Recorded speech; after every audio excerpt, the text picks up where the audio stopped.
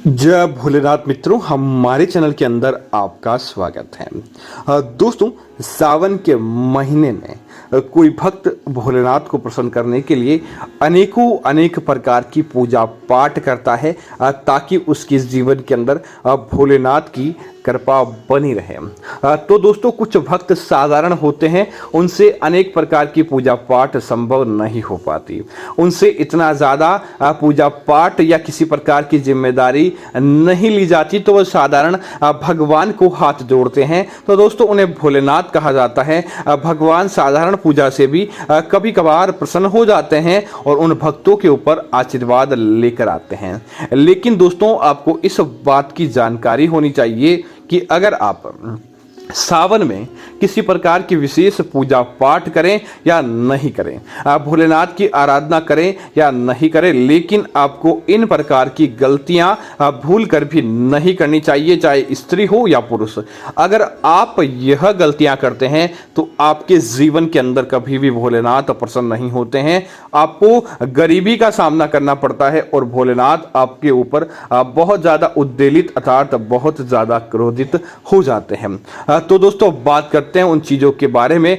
आगे बढ़ने से पहले आपसे निवेदन है, वीडियो को पूरा और अंत तक देखें ताकि सही और सटीक जानकारी आपको मिलती रहे। दोस्तों, सबसे पहले दोस्तों, सावन के दिनों के सावन का पूरा महीना पुरुषों के लिए इस बात का ध्यान रखें कि सावन का पूरा महीना भगवान भोलेनाथ को समर्पित होता है।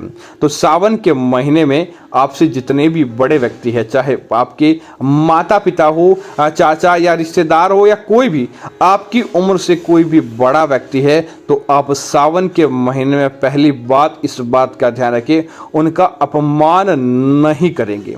आप उनका चरण स्पर्श करें, उनका आशीर्वाद लें और आप उन्हें अपने जीवन के अंदर शामिल करें, उन्हें आदर दें, तो भोलेनाथ आपके ऊपर प्रसन्न रहते हैं। अगर आप उनसे ऊपर क्रोधित रहते हैं, उनकी कही बात नहीं मानते हैं या आप उनका अनादर करते हैं, तो भोलेनाथ आपसे नाराज हो जाते हैं। दोस्तों, सावन के महीने में महिलाओं के साथ दुर्व्यवहार करना, अपनी माता हो, बहन हो, पत्नी हो या कोई भी हो, सावन में महिलाओं के साथ लड़ाई झगड़ा, महिलाओं के साथ कहासुनी, महिलाओं के साथ मारपीट करने वाला व्यक्ति साक्षात कम आयु के अंदर नरक की प्राप्ति करता है।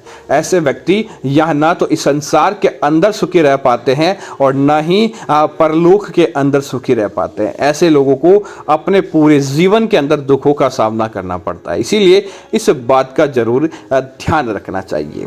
दोस्तों, इसी तरह पुरुष अगली बात का यह ध्यान रखे कि सावन के महीने में आपको यह बात गलत फैलाई जा रही है हिंदू धर्म को समाप्त और बदनाम करने के लिए कि नशा करने से भोलेनाथ प्रसन्न होते हैं। सावन के महीने में आप किसी भी प्रकार के नशे का सेवन नहीं करें, न तो आप शराब पिए, न मांस खाएं, न किसी प्रकार के नशे का सेवन करें। और इस बात का जरूर ध्यान रखें, किसी भी प्रकार का नशा करने के तत्पश्चात आप भगवान भोलेनाथ की भक्ति नहीं करें, भगवान भोलेनाथ के मंदिर नहीं जाएं और न ही भोलेनाथ के आपको मंत्र भी बोलने चाहिए। तो इससे उत्तम यह है कि आप भक्ति भाव जरूर करें, लेकिन नशा आपको नहीं करना चाहिए, अन्यथा कंगाली और बर्बादी का सामना भी आपको करना पड़ सकता है।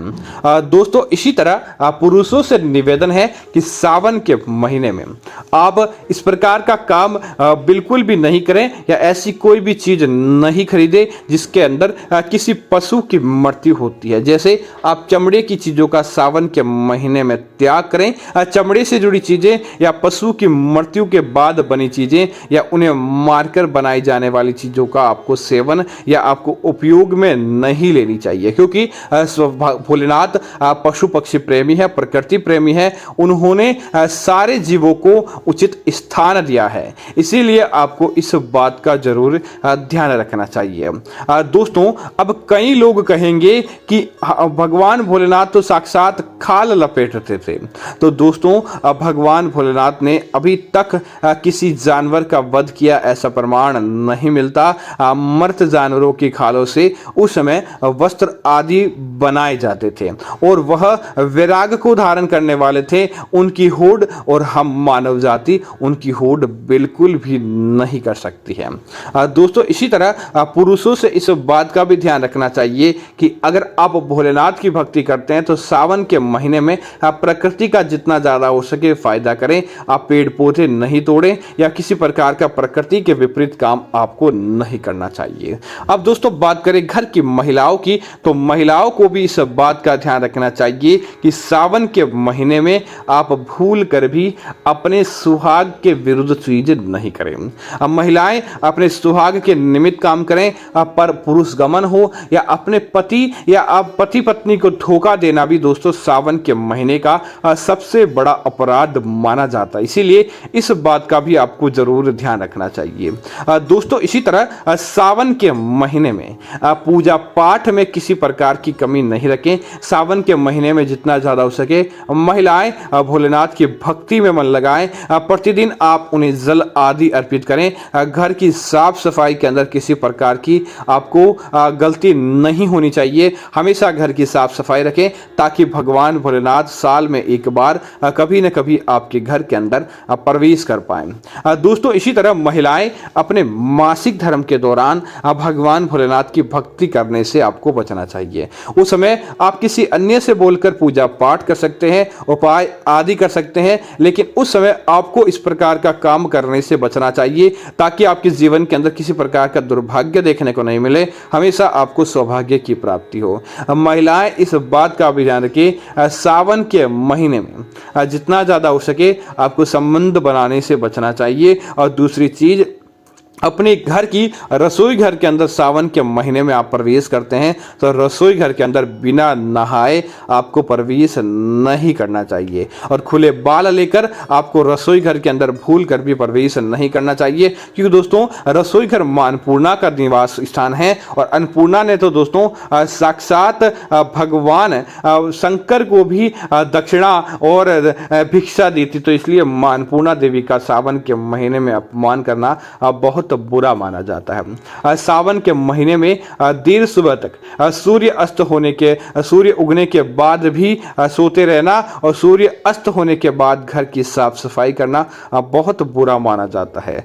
अगर आप इस प्रकार का काम करते हैं तो आपके जीवन के अंदर दुखित घटनाएं हो जाती है और कोई भी आपके जीवन के अंदर प्रसन्नता नहीं आती है। इसी तरह सावन के महीने में इस बात का ध्यान रखें, अगर आपके द्वार पर कोई साधु भिखारी कोई भी जानवर आ जाता है तो आप उसे खाली नहीं भेजें।